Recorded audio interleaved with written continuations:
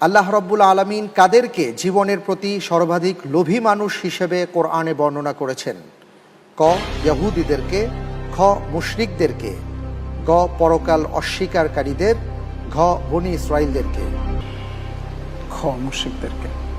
মুশরিকদেরকে fridge করে দেব। আল্লাহ ভরসা গ। গ, তো ঘ যাব না? আচ্ছা, ঠিক আছে, লক করে দেয়া হোক গ, পরকাল অস্বীকারীদের।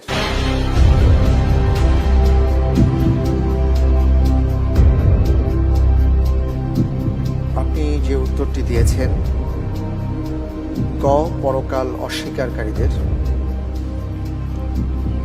আপনার উত্তরটি সঠিক হয়।